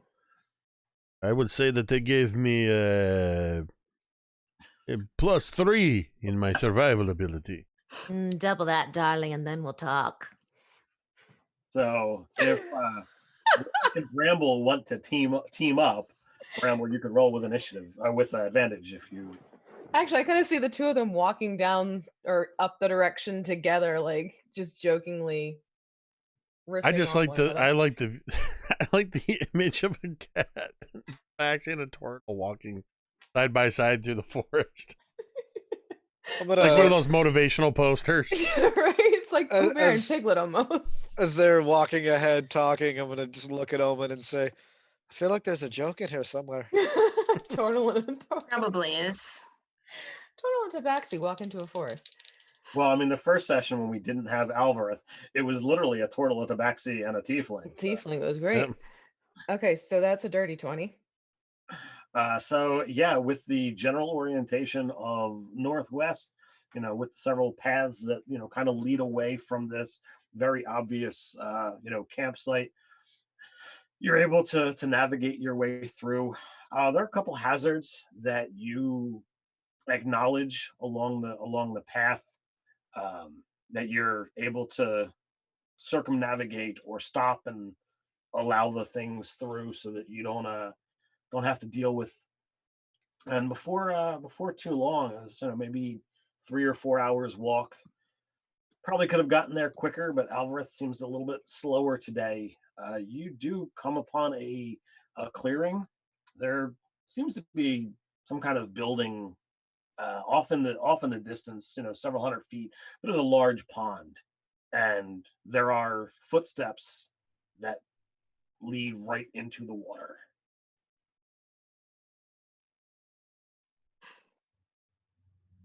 You know, for some reason, when they said it's going to be under the pond, I thought it was going to be harder to figure out how to get there than this. I mean, it's pleasantly obvious. Yeah. I imagine there's this point where once we see the footprints that are leading water, I'm about waist deep before I stop and turn around and realize nobody's following. Oh yeah, Bramble's not even near the water's edge. It's more like the knee. You want me to go in and take a look around and I can find. You'd probably be a bit faster than we would. No, I'm not going in there. I'm right behind you. I won't go far, but I'll be there so that I can keep an eye on you while you're getting an eye at everything else. But once I go under, I can be down there for a while. Right. Yeah, I know. That's why I'm keeping an eye on you. So if you need help, I can get the others and we can come meet you. What was that, Ted? Do you actually have water breathing, or no? I can hold my breath for 1 hour. All right. So you're gonna go down and investigate. Yes. With Omen providing Overwatch, I will do that. And I'm going to have a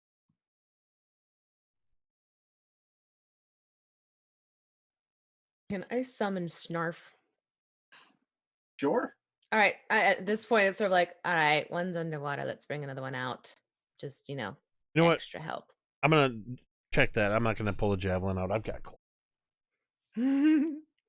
So yeah, I'll dive under, and I don't have any special swim speed or anything. I just have the ability to hold your breath. Hold my breath for an hour. So sure. All right. So would you like to make a perception check or an investigation check? Well, let me see. Ooh, can I cast aid early on before all this happens, just to get those extra hit points out there? Sure. Okay. We'll say you can do this while you're at the water's edge. What's aid do again? Gives you an additional 5 hit points. It increases your maximum hit points. Oh, that's right. That's right. Your maximum hit points is increased by 5 for 8 hours. Aid's a really good spell. It doesn't get used a lot. Yeah. Yeah, that's awesome. Okay. So investigation or perception. Yeah, I'm gonna use my perception as I sort of swimming. I'll kind of follow that, the footsteps we're heading in, and as it gets deeper, I'll just sort of swim in that general direction. Okay. So give me a roll. See what I can that dice betray. I haven't used this one yet. They were bad. They were bad. Oh, okay. Okay, that's a dirty 20. 17 on the die.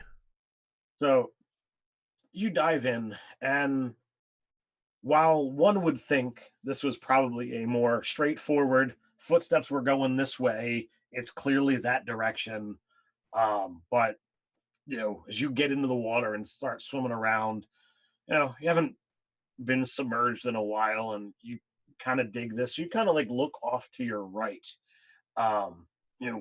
It's dark down here. There's not a whole lot of there's no light sources down here, and looking underwater, everything is kind of diffracted and looks different.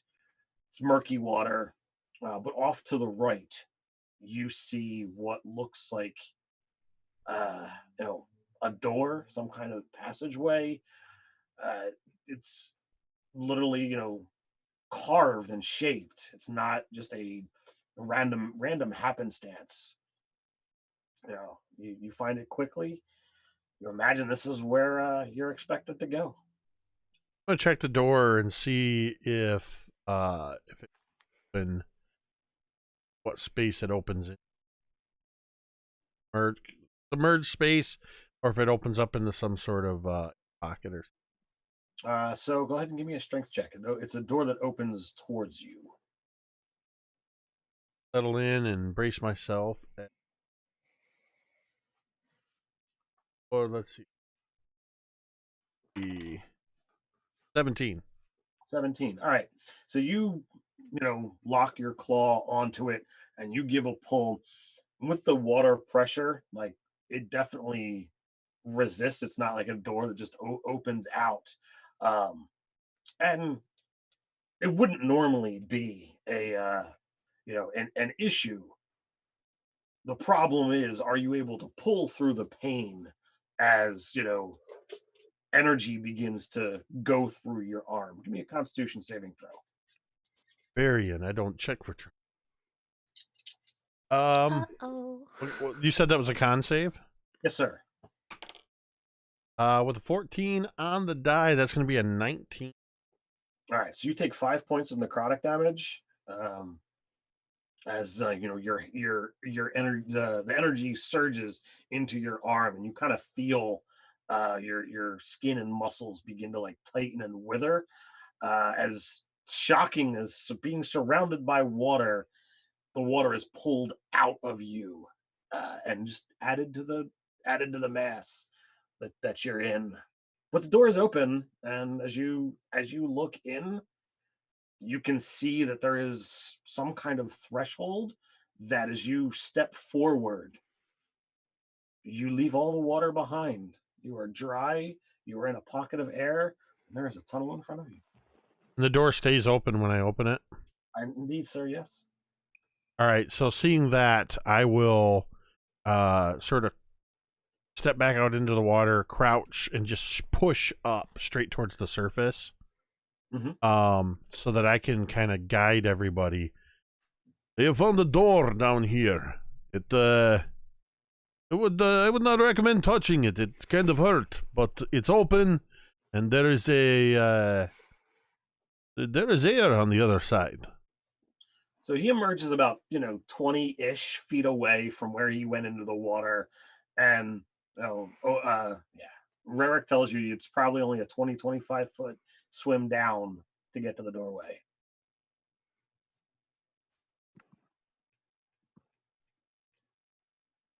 All right. Well, I guess it's something we can all do together. I'm gonna tighten Omen's cloak around me and shuddering pretty heavily. I'm gonna go ahead and step in. You step into the cold water and you begin swimming down. Everybody else who decides to go into the water is fine. But as the cold chill of the water surrounds you, Alvareth, you feel your body temperature begin to go even colder. Please give me a Constitution saving throw. I have disadvantage, right? Or is it just ability checks? And Just on skills right now. Oh, okay. Unless you fail this one. That's true. Con save is gonna be 13. 13. You now have 2 levels of exhaustion. So I was kidding, Ted. Damn. Okay.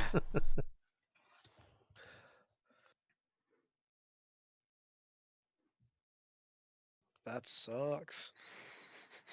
So the Fleck not super thrilled, but definitely seems to have fun with what you guys are doing. He's intrigued, so he dives in and follows the rest of you. Does Bramble and her Pyro Kitty enter the water? No, Bramble is the pyro. Sorry, Snarf. Snarf. I can't even say it without making a sound. Snarf. Hey, we all love Thundercats, I'm not... I guess the Snarf can go into the water. It doesn't extinguish it, right? So it's just magical reading. fire, right? Yeah. So yes, we'll both. I'm the last to go in, mind you. I don't want to go into the water. So you'll see her kind of dodge back and forth a little bit and finally just grit her teeth and kind of hold on to the side of Snarf as we go into the water. But once she sees Alvareth having issues, she'll sort of push Snarf towards him so that he can use Snarf to kind of help him move through the water. So does anybody see the soaking wet tabaxi? Because I gotta say, cats when they're wet, it's pretty funny. I'm like, eyes? and armor, and that's it. I completely see it, but I think even Rarick is smart enough to not draw attention. Yeah, I'm politely trying not to notice. So you enter into the dry space that leads into a tunnel, and as you step through this barrier, this threshold, you're no longer wet. You're completely dry. The air here is warm. Only Alvareth, who crosses the threshold, continues to shiver. He's dry, but he definitely looks worse for his travels. Definitely shivering and walking a little slower than everybody else. Like, just trying not to look as concerned as I am and failing miserably. Yeah, Snarf is definitely like leaning against Alvareth to act as a support. Bramble, as you kind of like look at Alvareth, momentary, just the right angle. His eyes do seem a little bit more sunken in today than they were yesterday. If I control a hiss saying that. I don't hiss, but it almost comes out. Sooner we get this done, the better. I agree. I'm not a fan of this. Is anyone else cold? Somebody asked some, like, cat pajamas. It's the cat's pajamas. Yes. Is that anything like the bee's knees? Yes. Just a couple decades later. So as you walk down this corridor, you like it's just a straight run until you see a set of stairs leading down. As you descend the stairs, it opens into a wider chamber. The first room, as you kind of like, well, first off, who's going down the stairs first? I'll go. So as you go down the stairs, it leads into a 50 by 50 chamber. Is decorated with bright yellows and blues. Painted murals on the wall depict scenes of rising and setting suns above blue oceans. The floor is carved with oceanic symbols such as shells, fish, coral, and other sea creatures. A brass urn sits in each of the four corners, and small iron bowls filled with dried incense rest at the base of each urn. Definitely not what you were expecting.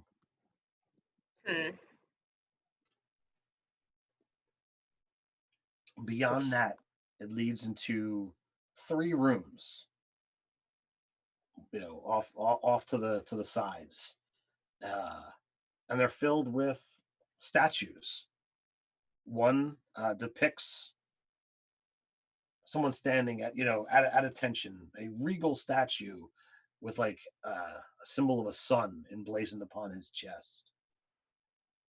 The next room holds statues depicting three beautiful women, and each one is adorned with a dress in different shades of blues and greens that just seem to scream that it's like ocean waves and cresting of the lake. The last room seems to depict statues of children at play, clearly in the height of adolescence.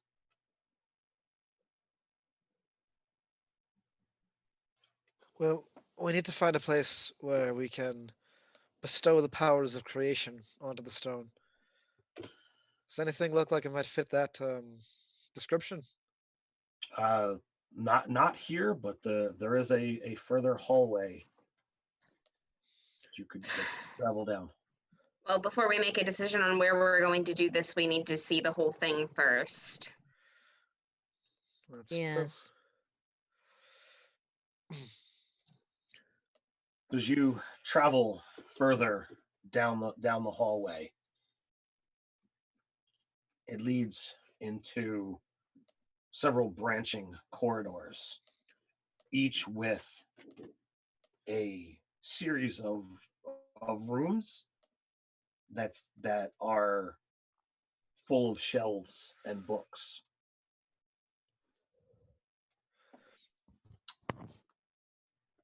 What are the books about? Um, so the first one, the books seem uh, like the spines are worn, and you're unable to read them. Every time you go to grab one, it disintegrates in your hand. That only has to happen once before I stop. No touching. I'm gonna cast detect magic. As For you the sake of expedience, I won't cast it as a ritual. I'll just get it up so I can sense for anything that might lead us in the right direction. so in the one room, a, piece of art that shows a cresting wave nearing a beach, the golden sunset and birds in flight, golden frame. There's a very faint aura that seems to come from that. Down one of the other corridors, you see along the wall a brick glows. But from here, that is all you see. Obviously, anything that you guys might be carrying that has a magical aura, you should be aware of those by now.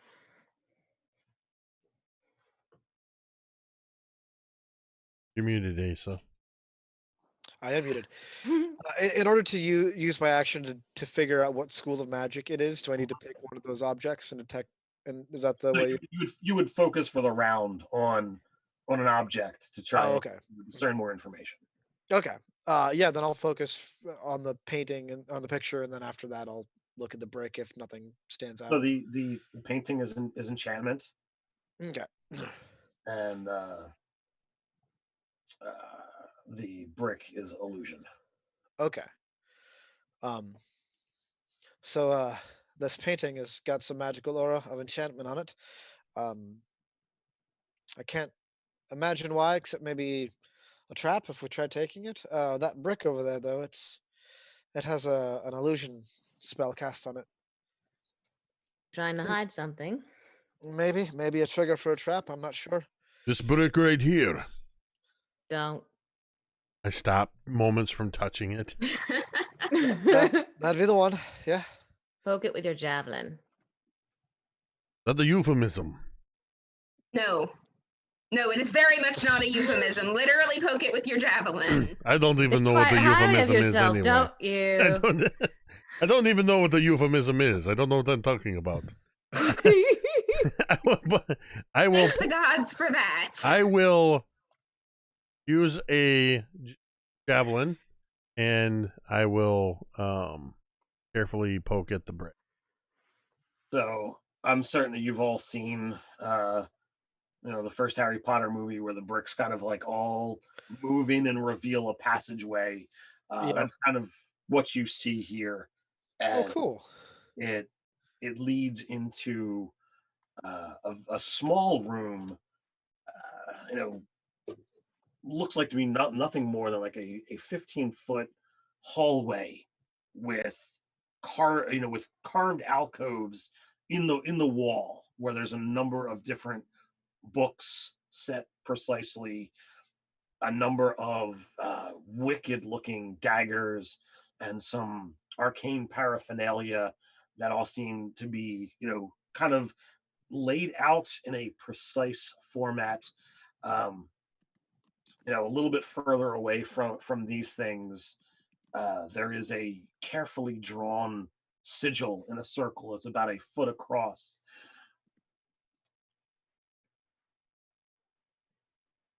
And then If the there's a wall at the other end. And as you step into this room, you see another brick that seems to glow from the side. well, if I were a crazed wizard trying to control people with a magic stone, I'd probably make a secret passageway like this myself. This is probably the way we should be going. Sounds like a plan. It is almost as though someone pre-set up the casting circle. Kind of. There's another stone, by the way, that's illusory. Well, let's check out the obvious first and see what it's hiding. Go, turtle javelin. Yeah, poke it with a javelin again. Literally, poke it with your javelin. All right. Going to start. I'm going to poke whatever you tell me to poke, I guess. What happens when we don't have a rogue? I'm also going to have somebody teach me how to phrase things better, apparently. I'm sitting there like, I'm not Cantriel. I'm not Cantriel. Don't touch that one. I don't know what it is, but I feel like that's a double entendre. Mm. So yeah, I will wherever they tell me to, I'll poke it. So again, you see the bricks kind of like, bend and move and reveal this archway, and where everything, up to the the threshold that you recently crossed seemed not in any way, shape, or form like arcane or profane. This hallway and further beyond, everything is a different motif. There's darker imageries. There's no symbology to oceans or to sunsets. There's no beauty. Everything is wicked angles, sharp, piercing objects, sconces that almost look like those vicious maces that have a light in the center. There is some kind of machine, large wheels, cogs that are turning, and you see this dais, and on one side there is at a sitting at an angle with an impression set for what would appear to be a humanoid body, and then on the other there is an altar, candles, black and red cloth, and in on top of that cloth rests this like white and red stone with an impression that seems to fit perfectly, or almost made perfectly for the stone that is in Alvarez's possession. One hand is clutching at Alvarez's chest, holding onto his holy symbol, and the other is plunged into the pouch that holds the stone. And he's just shivering even more now and says, I think this is the place. Think you're right. And This definitely doesn't scream creation magic to me. Yeah. He's kind of looking back at everyone now, and his fear is definitely pasted all over his face. What do y'all think we should do? What do you fear? As you hear it crawl inside your head yet again. I have your thoughts. You can't lie to me. I'm gonna close my eyes and mutter in deep speech again, and then say, I don't feel much like talking to you. There's not a whole lot of resolve in it, though. If it's fussing at you again, that probably means it feels threatened. You can Right. speak or think in any tongue. But you remember, I'm inside your head. I know everything you know. You're weak. There's no need to go through this charade. Right. Let's get this over with then. And Alvarez is gonna kind of stand up and start to move, but he's moving towards the space with the body impression. I beg your pardon. What are you doing? He'll- Let's get in the way. That's not the right direction. Nope. Stone, not body. We've already played the body game. That brought a big turtle to life. Still making his way. Yeah, I'm getting in the way. Yeah, forget it. He's gonna get like flanked. Yep. A tiefling and a tabaxi. Do you guys None of like this. physically grab him? Yes. Oh, hell yeah. Uh-huh. Strong soon as arm me. you- Like As soon as you exactly grab him, the he, same like- way as we did once upon a time in a tavern. Right. I'm gonna see how the tabaxi and the tiefling do, and then step in if I need to. Yeah. Like, Kind of shuddering and almost coming to at their touch, like he didn't even realize there was anyone else there. He'll look wide-eyed at where he was heading, and no. That's not what I was wanting to do. no. Let's Right. go the opposite direction. Yes.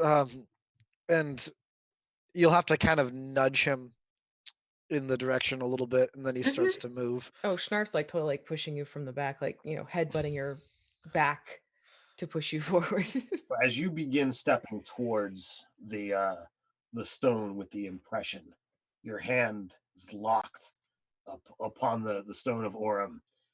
And I described before, you feel like there's a hand that is chilly, icy cold that has been on the back of your skull the entire time.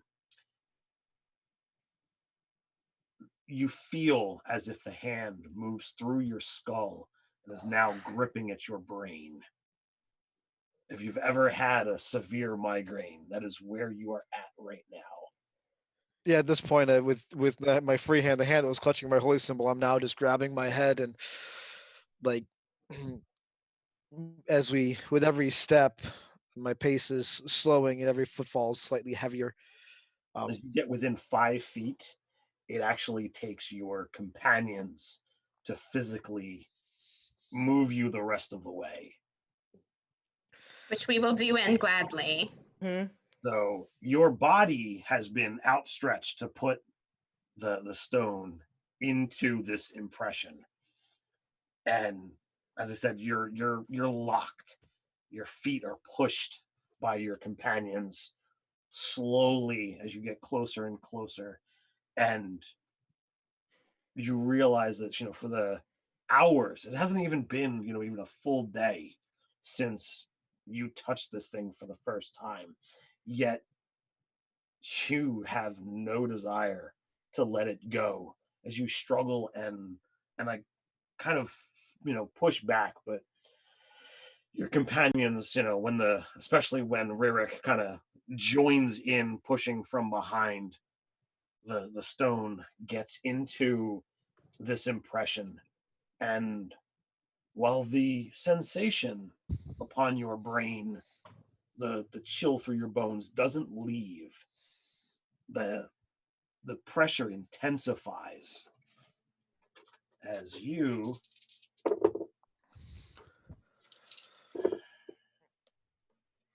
take 20 points of psychic damage as the hand just crushes into your brain.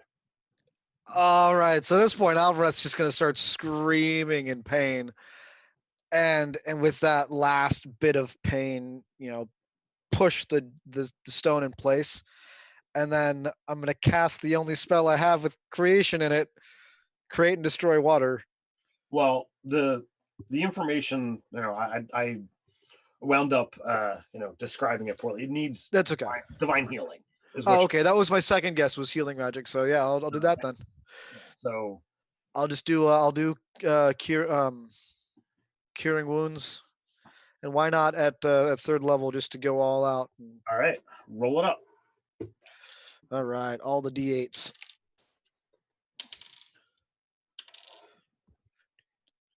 $18 points of healing.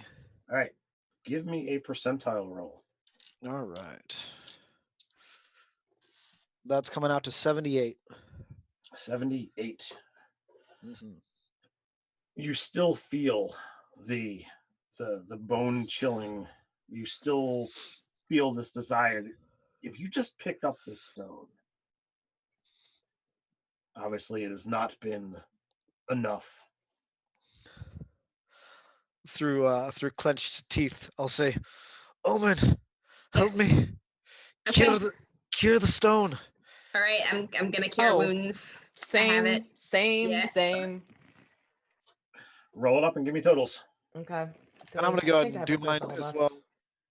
My last 3rd level spell slot. Yeah, I'm gonna use the 3rd level on mine.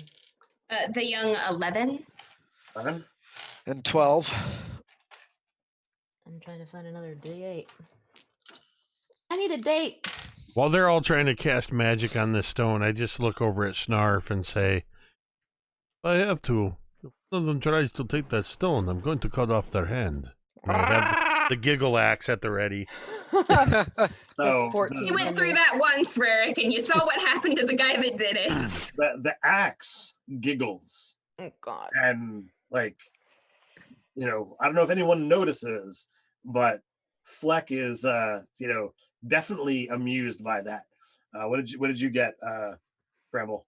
14. 14. All right, Alvarez, give me another percentile roll. Gonna come out to 50 even.